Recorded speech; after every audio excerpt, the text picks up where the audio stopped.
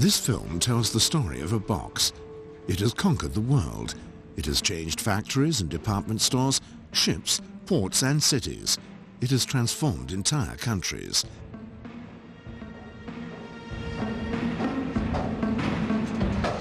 Everyone is familiar with the metal box. You see it on tractor trailers, on trains and on ships. But this box is so ordinary that you immediately forget about it once it's out of sight. About 100 million of these boxes are constantly circling the globe. The world has become dependent upon the box, and the box in return has changed the world. One of them is a farmer's son from North Carolina. First, he built America's second largest trucking company. Then he made the dream of his life come true. He packed the products of our world into rectangular boxes. The first protagonist is Malcolm McClean, the father of containerization. In May 1966, he unloaded the very first shipping containers to arrive in Rotterdam. The standardized metal box, one of the 20th century's major revolutions, had reached Europe.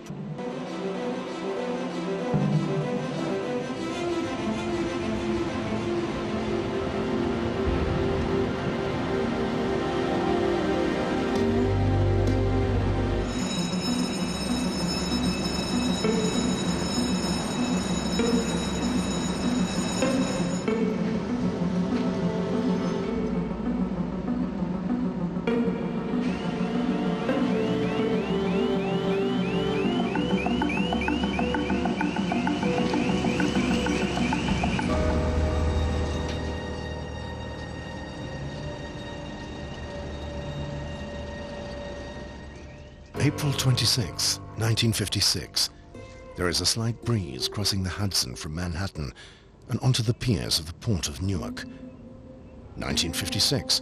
Hungary will rise up against the Soviet Union. The first transatlantic telephone cable will be brought online, and Elvis Presley will have his first television appearance. As always, in the port, men are lugging crates and bales into the warehouses or loading sacks and barrels on board. For a 5,000-ton ship, that can easily take about a week. In the meantime, the sailors go out for amusement. At Pier 21, a ship is docked that looked like a hybrid of a freighter and an aircraft carrier. Its name is Ideal X. In World War II, such ships were used to transport aircraft and fuel to Europe.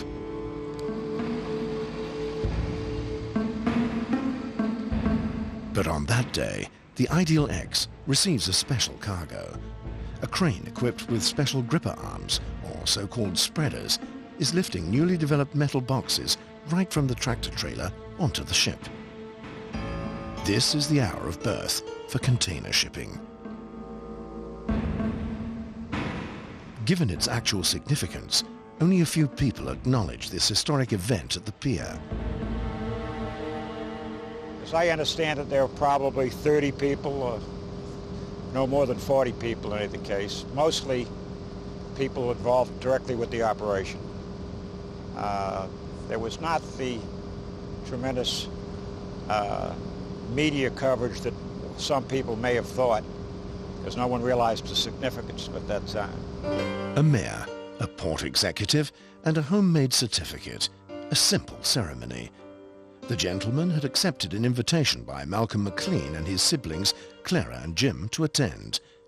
20 years ago, behind the wheel of his truck, Malcolm came up with the idea for the first time to lift the whole tractor trailer, including its contents, onto the deck of a ship, rather than loading the separate crates and packages of goods. On April 26, 1956, the time has come. The first containers are shipped from Newark, New Jersey to Houston, Texas.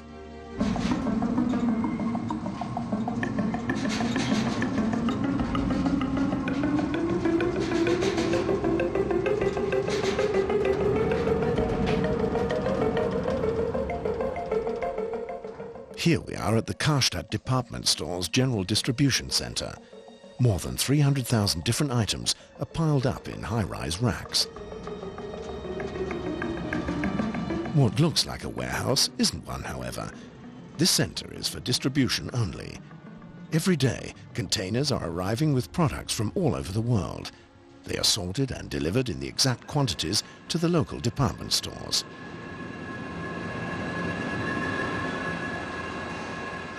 The items that are put into those racks are ideally only the items that the clients are actually buying, and the items are arriving exactly when they're needed.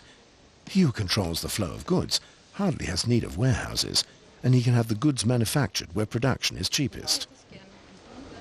The scanner at the checkout has registered a sale, and somewhere in Asia, new blow dryers are being constructed. The main computer has ordered new appliances at the production plant. The demand is high, and the supply must not be disrupted. There are no more warehouses. Production and delivery depend upon demand, worldwide. Container and computer make this possible.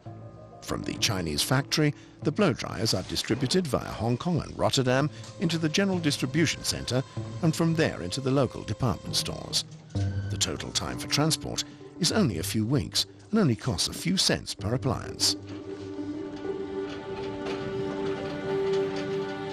Ich kann eigentlich nur noch im Bereich Container denken, aber I can sort of only think in terms of container units, but 30 years ago each single item had to be packed separately and by hand, especially in the Far East, and all in irregular units. You had to wait till certain cargo volumes are reached, and only then the ship could leave. The whole thing was a lot harder to calculate, and that's why the pre-haul had to be longer, and also the transit time was considerably longer than today.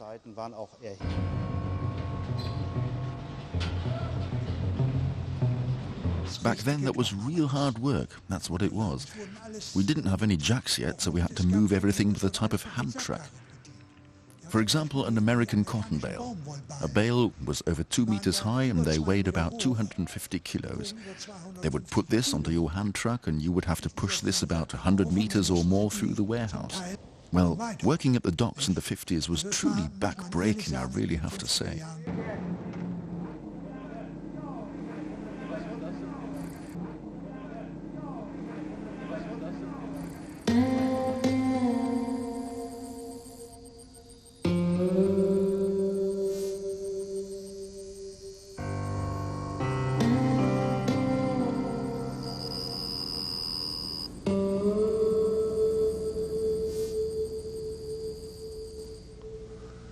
I don't know exactly where the word freight derived from.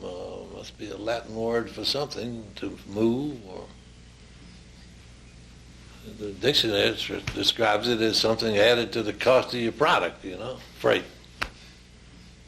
That's what freight really means. It's the product plus freight. And that freight is something added to the cost of what you move. If the cost is too high to move it, it won't move. Freight's important. Freight. Freight determines Malcolm McClean's life. He is born in Maxton, North Carolina, in the year 1913. He passes away on May 25, 2001, 87 years old. In his lifetime, he changed the world. At the beginning of the 20th century, Malcolm's parents' home is a little farm surrounded by melon and cotton fields. Where did you say those pictures were? Malcolm is one of 7 children, 4 boys and 3 girls. Top drawer. In this chest? Malcolm's daughter Nancy and his sister Margaret are looking through boxes of memorabilia. In this book? Yes. And then there's Mamie. In Margaret's wedding album, they finally find some pictures, also of Malcolm's parents. Some reason. Is that Papa? Yeah, and that's Mama. What were Daddy's chores specifically on the farm? They'd go to plow and farm and do everything that you have to do on a farm. Work all day. I had a job of making sure there was plenty of wood for the stoves and the fireplace, and feed the pigs. I had to feed the pigs. John was milked the cow, and Jim was younger. He threw the hay out of the loft and put the hay in the mule's barn and the horse's barn. I went to Red Springs and opened a gas station, and that's how I got started.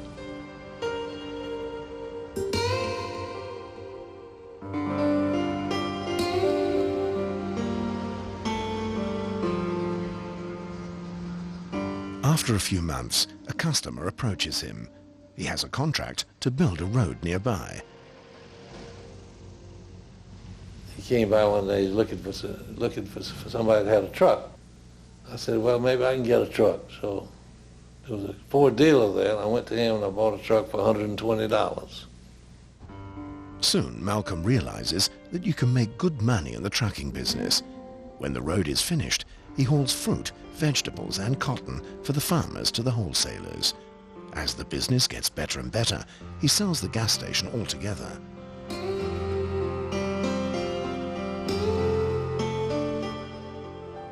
You know, for a long time he just bought older trucks from somebody that he saw that was selling one. Mm-hmm. And then he started making enough profit to be able to buy a newer truck. And then just grew it from there. Soon enough, McClean Trucking has a few dozen trucks. However, there are also setbacks, like in the winter of 1936. Ice storms cause many accidents, contracts are cancelled, the company almost goes bankrupt. Malcolm does not give up though.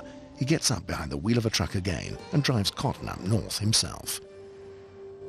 Every week, a whole truckload of bales, and every week we'd haul that load, we'd pick up that load and bring it to New Jersey, and it went to the pier in Hoboken, going to the American export lines who served Istanbul. And he'd have to sit for hours and maybe all night waiting for the longshoremen.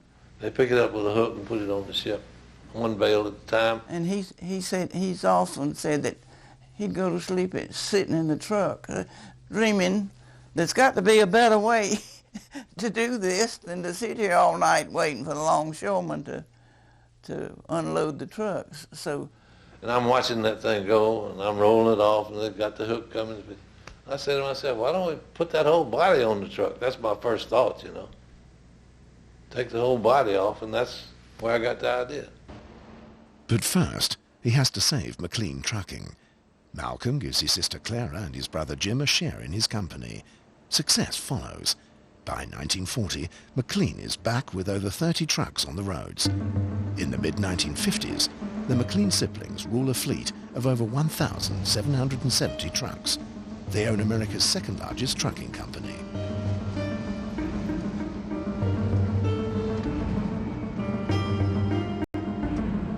In 1952, McClean Trucking is looking for employees in Boston and asked the university's director to help select some candidates. Paul Richardson is studying communications and is about to graduate. Because he's driving a cab at night and because his thesis examines the working conditions of the taxi industry, Richardson's resume lists a major in the transportation industry. Jim McClean, Clara McClean interviewed me and they hired me. So I started in the training program in 1952, and I spent a year in North Carolina, but the first 6 months was in a tractor. Everyone who is employed by McClean Trucking has to be on the road for half a year first. So I was in my very early 20s, and I loved it. I thought it was terrific.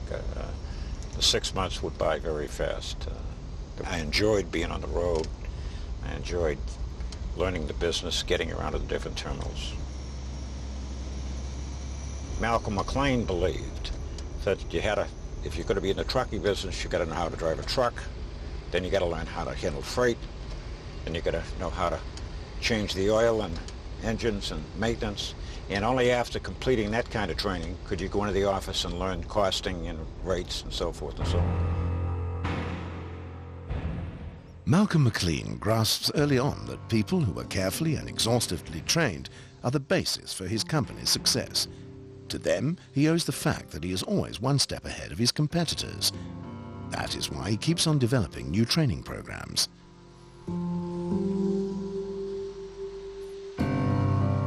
Malcolm has never forgotten his idea to put an entire trailer upon the ships, but the opportunity has not come yet to really try this out.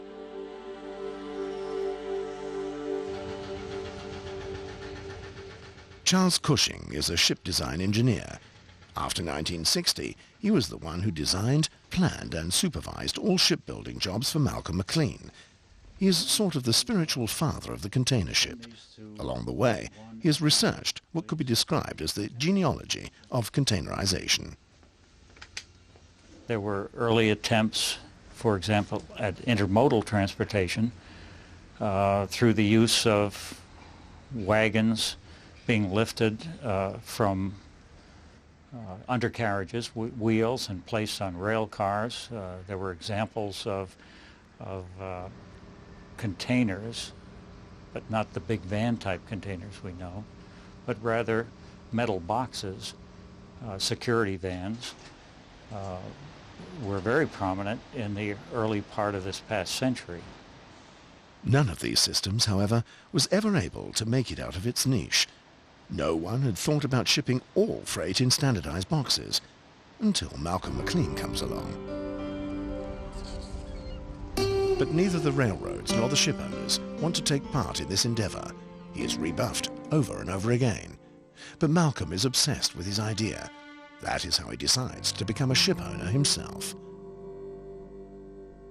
My mother told me one day that we were gonna have to move, and that she told me I couldn't tell another single soul.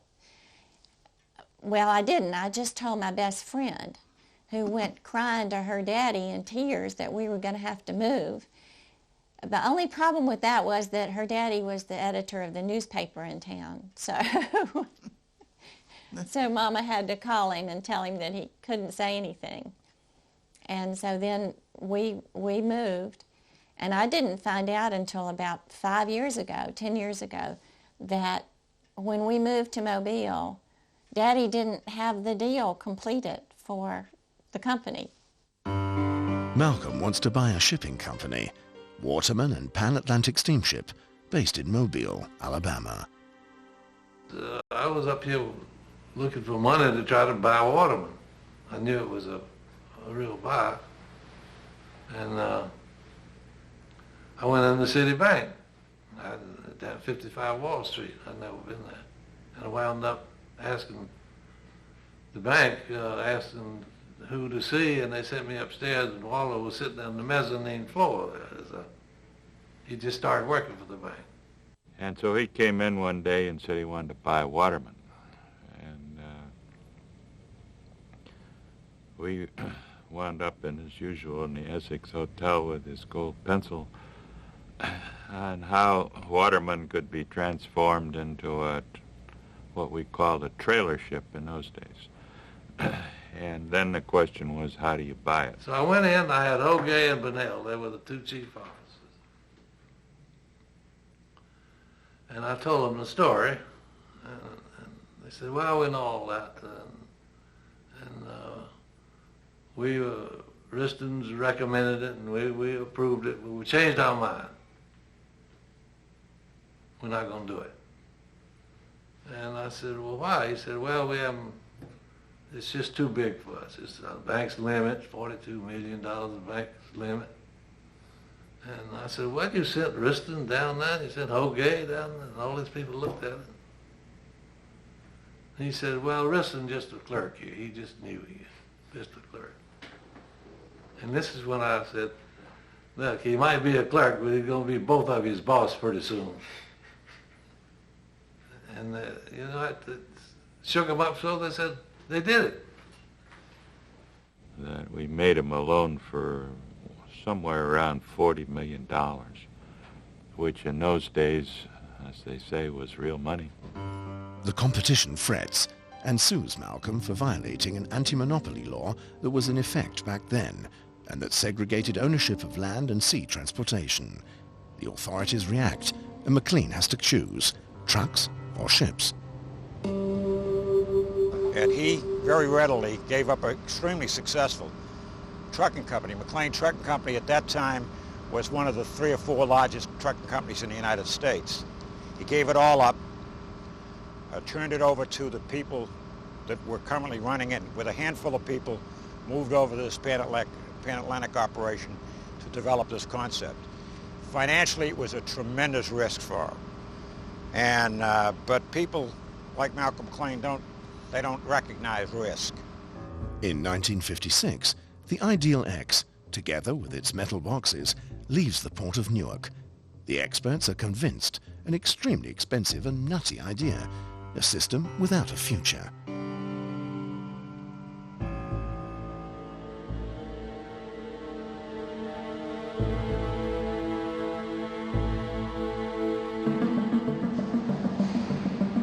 Modern logistics companies facilitate the worldwide division of labour. They extend the assembly lines around the globe.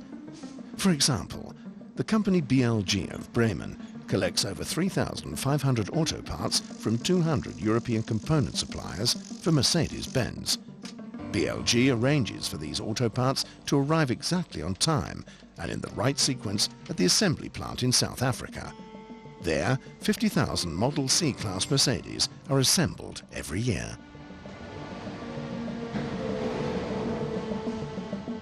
During the 1950s, 60s and the beginning of the 70s, today there are only 1 or 2 ships per week at the piers. And I mean all of them. The ships couldn't even dock at the piers. They had to wait outside the port at anchorage, waiting for a berth. The port of Bremen was busy around the clock, even on weekends, 24 hours. A ship would normally spend 1 or 2 days in the port. Sometimes, when a ship would bring in 5,000 tons, she would even be there for a week.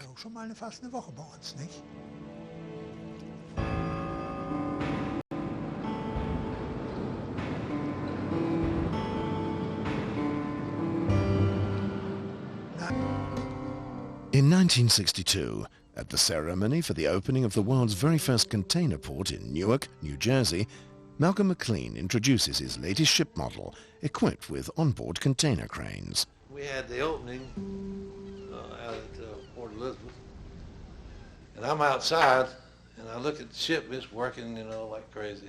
Everybody's in there getting ready to have lunch, and both cranes are working.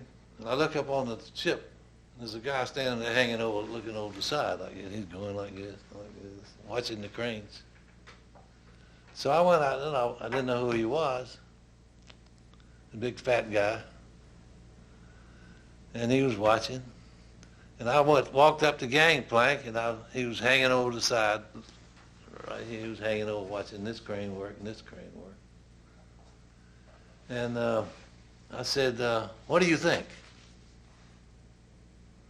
He says, the best thing we can do is sink this son of a bitch right here.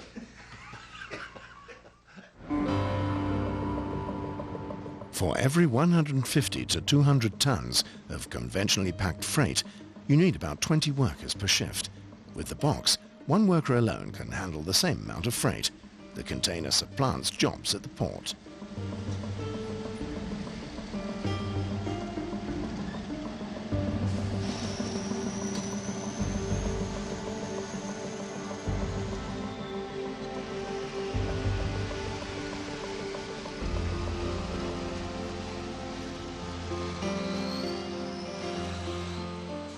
By the way, an American truck used to be 35 feet long. That is why McClean's first containers had this measurement. Today, the worldwide standard containers are 20 or 40 feet.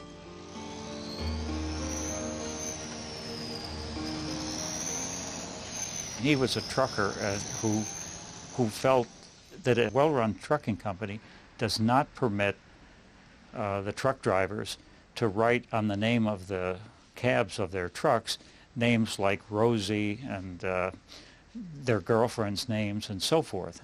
And the reason he always explained for that was that if you have one tractor that you are in love with, you see that it gets extra maintenance in the maintenance shop, you can't drive any other tractor, and it doesn't become a good, well-run, efficient trucking company.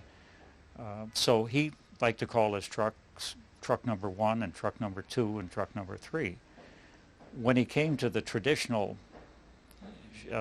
maritime people, especially captains and so forth, his original proposal was to call the name of the ships container ship number 1, container ship number 2. Well, there was nearly a mutiny in the fleet by all of the captains they couldn't imagine themselves going down with container ship number 1. They still call it a steamship. Hadn't been a steamship built in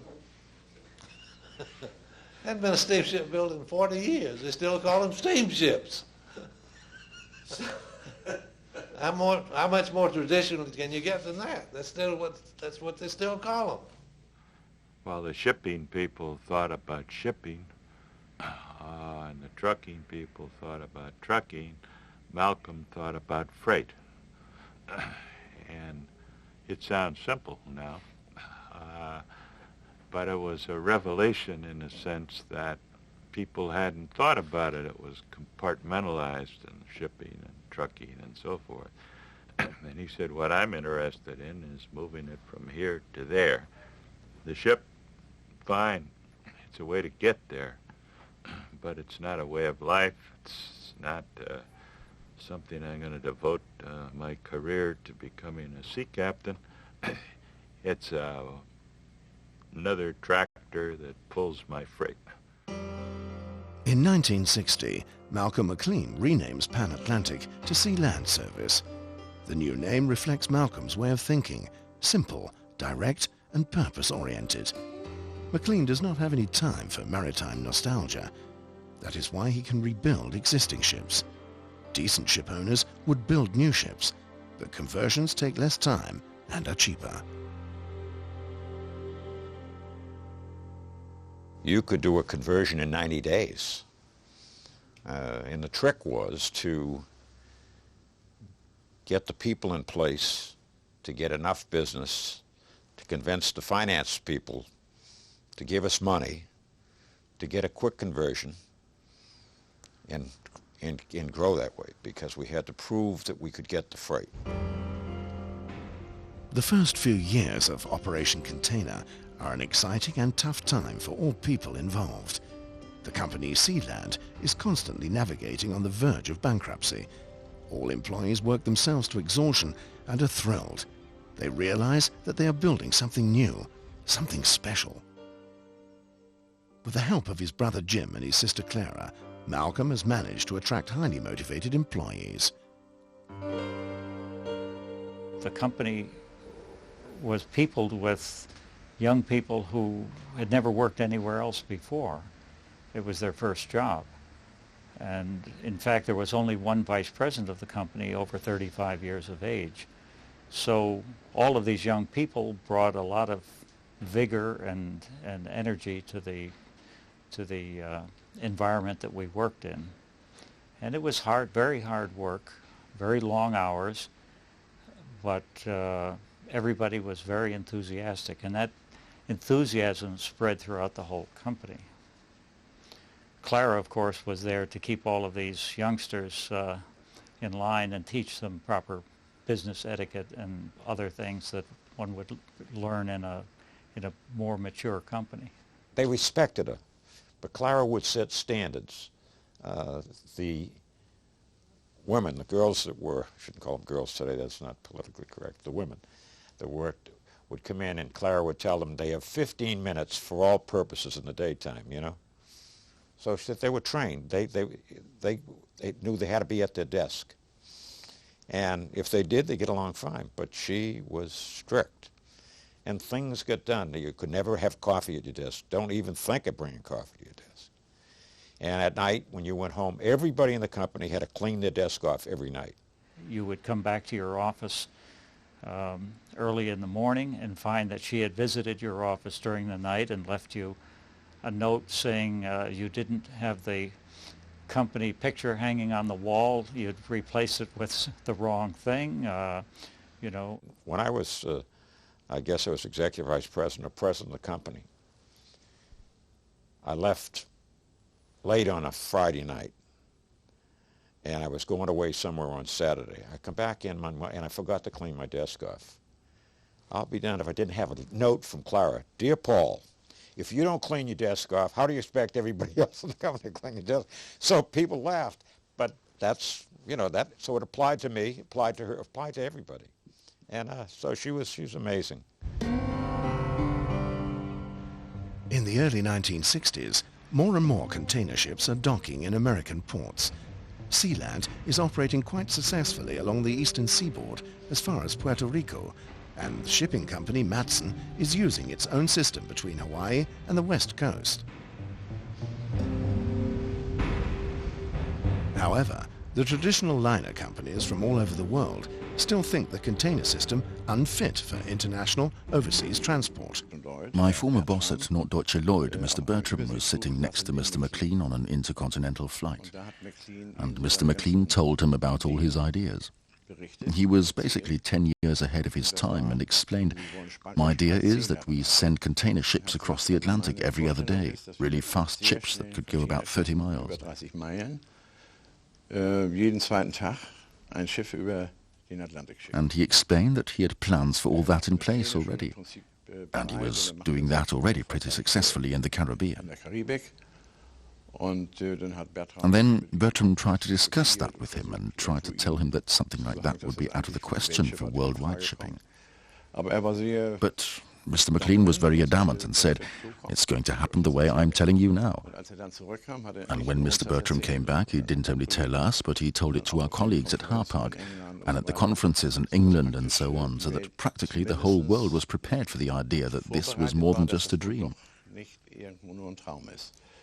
On the other hand, all of us basically said, that is out of the question for us, and we do not believe it can be successful.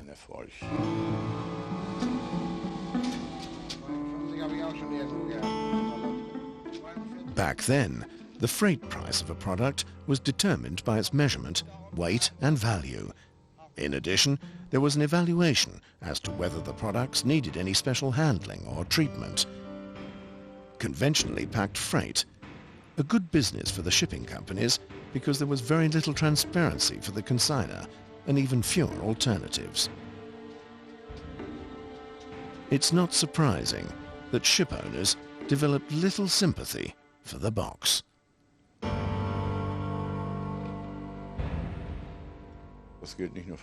That was not only true for Germany, but all across Europe. Of course, all shipping companies spoke with their clients and discussed whether the container was a good idea. And even the clients said that's all hogwash. In this respect, we had the feeling no one would sign on anytime soon.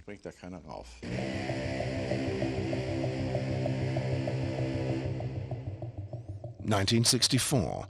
The USA is at war with Vietnam. Troop supplies need to be shipped.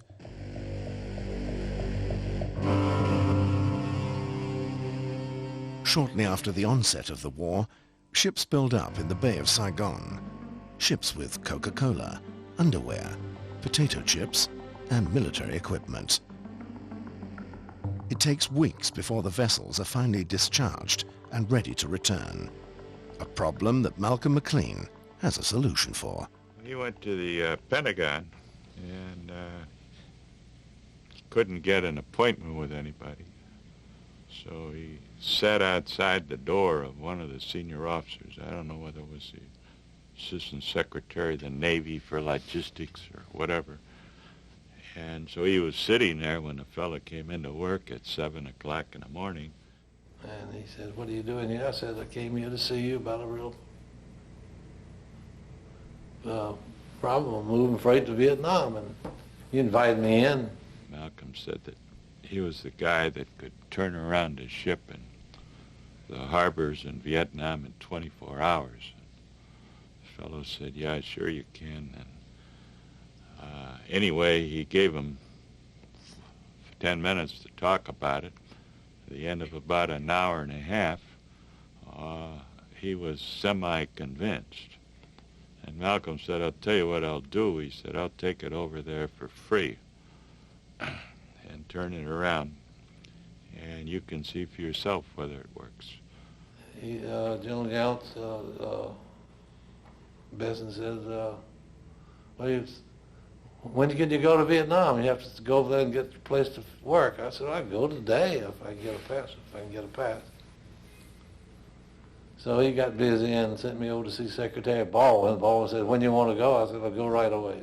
So he gave me an emergency pass. I got a plane. Took Ron Cadams with me. Yeah. We were opening in Europe at that time, and it was New Year's, day after New Year's. I went to Germany, and I I'd flown all night, plane was late. I ended up getting a day late to Germany, no sleep. And I got to my hotel room. The Germans met me at the plane around 6:30 at night. We went for dinner and maybe a drink afterward. And about 2 in the morning, I finally got to my hotel room and the phone rings. And it was Mr. McClean on the phone, and he said to me, where are you? I'm here in Germany. He said, well, meet me in Beirut tomorrow at 2 afternoon. I'll be on Pan Am Flight 2, prepared to get on the plane.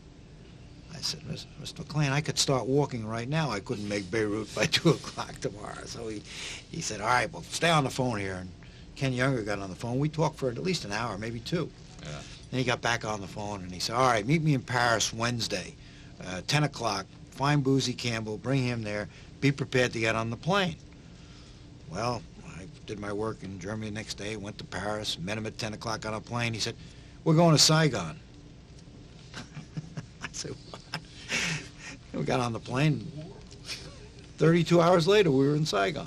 32 flying hours, because we went through every place that had an airport. We got there, it was 10 o'clock in the morning. I don't know what day. We're wearing suits like we'd been in Europe, overcoats, and there was 115 in the shade in Saigon, and he said, we're going to go call on this general. When we walked in that general's office, he must have thought we were nuts. A bunch of guys in suits and ties, overcoats. Didn't matter, it was a war zone. Didn't matter, it was a war zone. So he said, well, you ought to see a little bit about Vietnam. So he sent us out with one of his fellows on a boat, patrol boat.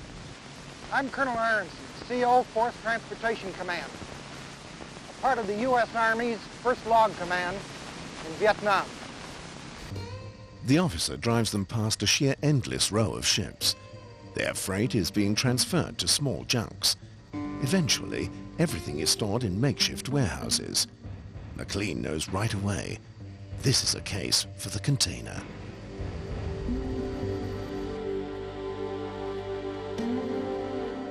They didn't know where to put the port or where to put containerization, and Mr. McClean and I, we grabbed the boat and went up and down the river, and we found a spot. It was empty.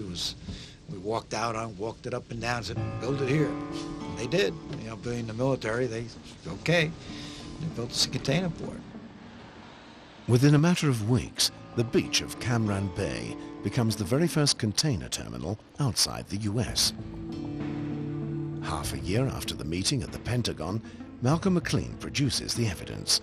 His ship, with over 200 containers aboard, is discharged within 24 hours and is ready for her return trip.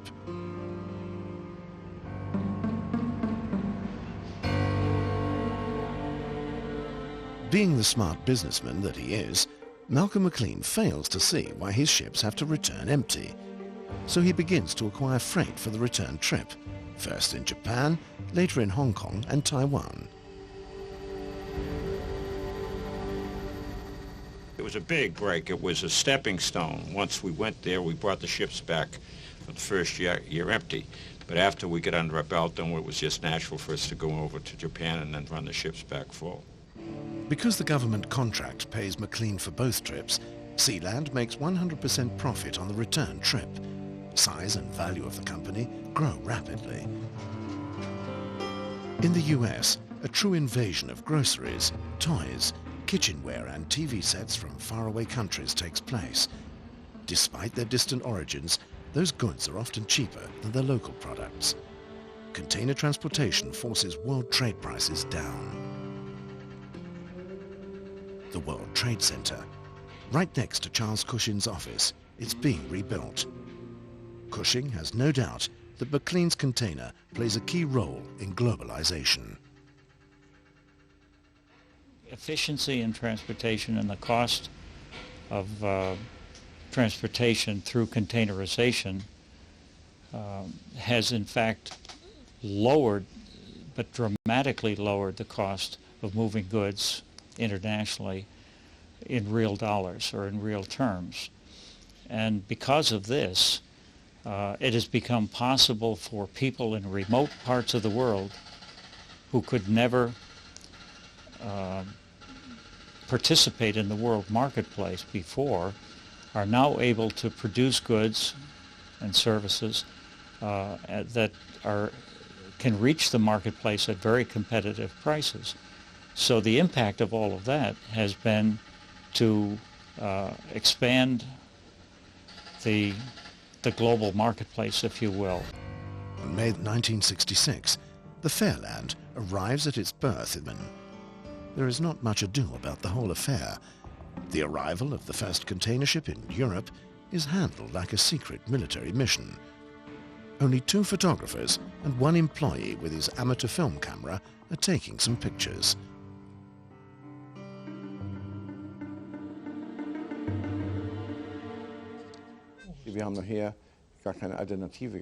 Eventually we didn't have any option but to put containers on our conventional ships. We put a few on the 'tween deck and a few on deck, and we had to take dead freight below, and then we sailed with not 8,000 tons but say 2,500 tons across the ocean. And in New York there were very few container terminals, and we basically had to kick out the containers at our general cargo terminal in Brooklyn. And they didn't fit around the corners of the warehouses and so forth. It was terrible. In 1967, the Hamburg America Line and the Norddeutsche Lloyd each order 2 new ships at the shipyards Blormenfoss and Bremer Vulkan. These are the very first full container ships built in Europe. In order to keep risks at bay, the 2 shipping companies decide to pool together their North Atlantic departments into the Hapag-Lloyd container lines.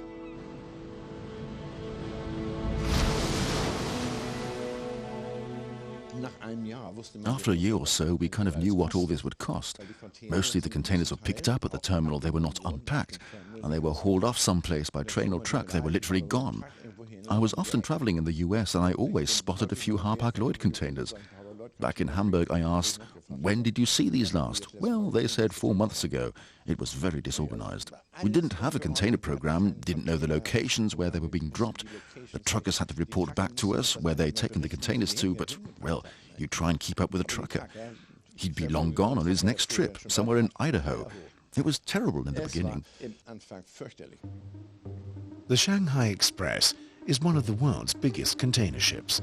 She carries up to 7,500 20-feet boxes across the oceans of the world. Today, the shipping company knows exactly where any of the containers is at any given time. A set of data accompanies each container like a shadow through a computer network.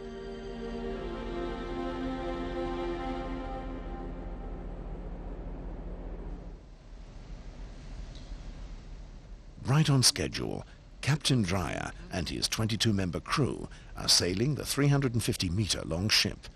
Peter Dreyer's favorite areas are the crowded waters of Singapore and Taiwan. The most exciting part is when you go into busy areas with the ship where you have to dodge a little here and there. That's where the action is. Always straight ahead across the wide ocean at wind force 1 and sunshine. Anyone can do that. But it's fun where there is action, including mooring, heading for a pilot station. That's fun. That's when the child in you comes back that plays with the toy train or the toy boat.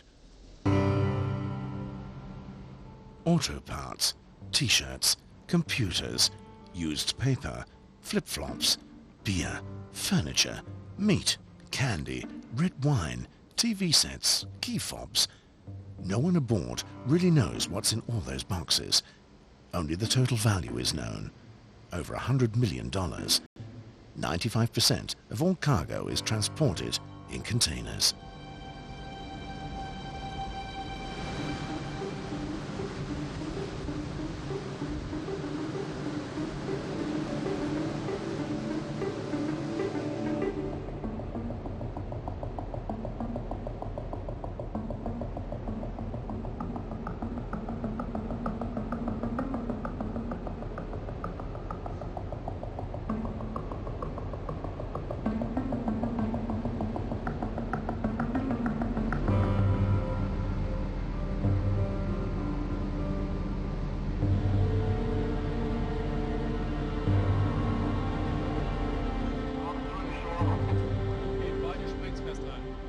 As soon as the Shanghai Express berths, gantries are pulling one box after the other from the ship's deck and out of the ship's belly.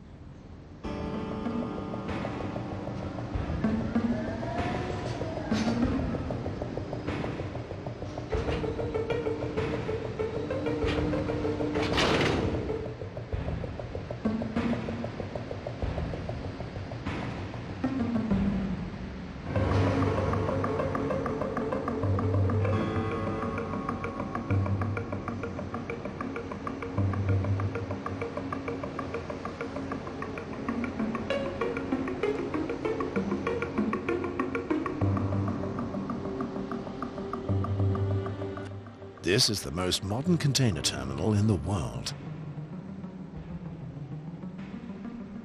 The operating software at the control center directs the completely automated vehicles that do not have a driver. The computer also makes sure the ship is loaded and discharged with the right containers in the right order, and it sorts the containers in storage blocks. This concludes the amazing story of the dock worker, the metal box, and the farmer's son from North Carolina. He figured out a way to change the world, and you don't meet too many people who really change the world.